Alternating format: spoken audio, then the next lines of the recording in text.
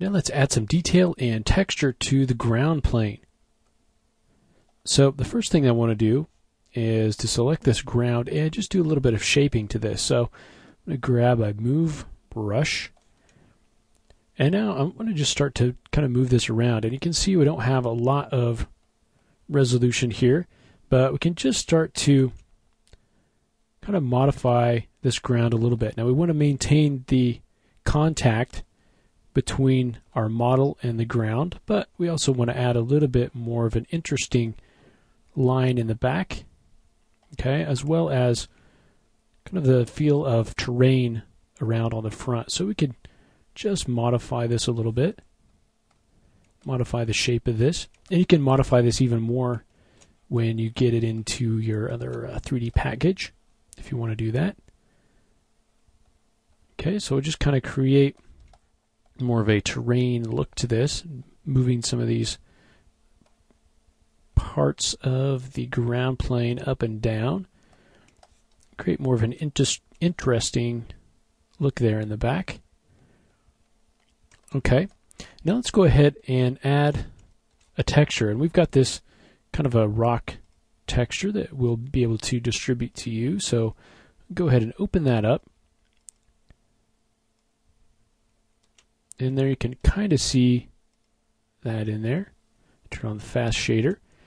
And so there's that rock texture. And now what we can do is just kind of modify this ground based on the texture if we want to do that. So in order to do that, we can just use it as a texture, or we can convert it to poly colors.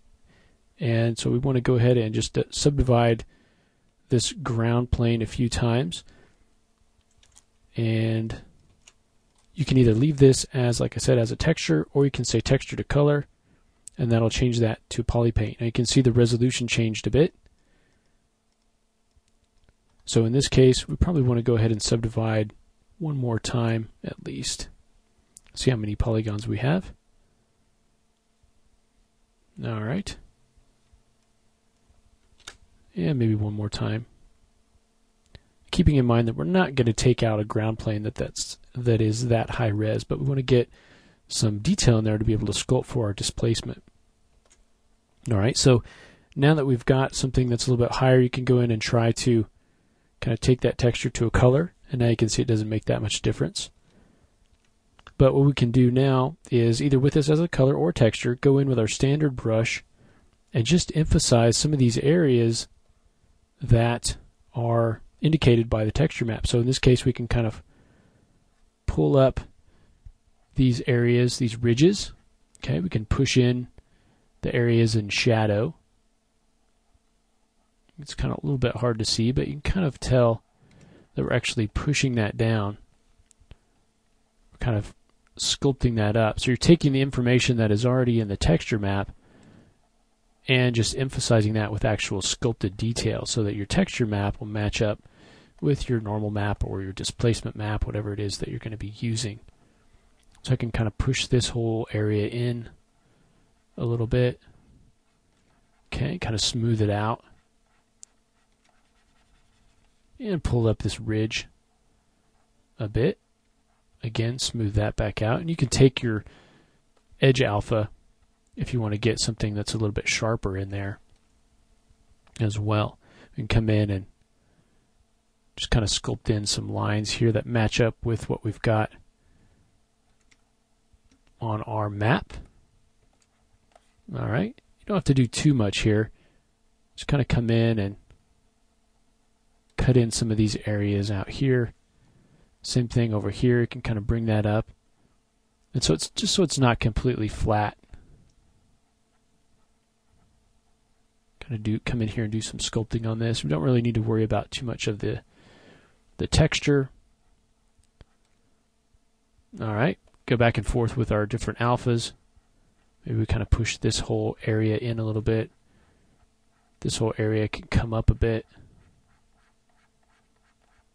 We're not trying to make an exact copy here, but we just want our sculpt to kind of match up a little with what we've got going on our texture. We'll come in and sculpt across here, maybe push that in a bit. So just trying to figure out kind of where the low areas and where the high areas are. Kind of smooth that back out if you want to. Create some of those ridges. Smooth that back out and just try to match up your sculpted detail here. Okay, so just do a little bit of shaping and moving around. You can always come back in and smooth that out if you don't like the way that it's going. Okay, and just try to match it up a little bit with your texture map that you have. If it's too much, go ahead and smooth it back out again. Okay, and again, you can put your RGB on and make that a poly paint color, and we'll look at how we can kind of reverse that process a little bit later, getting your poly paint back out to a texture. This is kind of backwards, taking the texture and making that into a sort of a polygon colors, so that we can use all of our poly painting on that, and then we can get that back out to a color. So any kind of painting you want to do on this, if you want to paint in some kind of wet spots, you can do that. Make any changes that you want to this texture, and then we'll be able to get that back out into a texture map.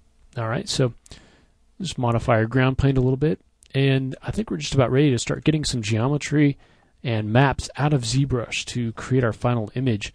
So the next thing that I want to show you is on some of these pieces we might want to kind of de-res them or lower the res a little bit to get them out of ZBrush. So we'll look at how we can start to do that in the next lesson.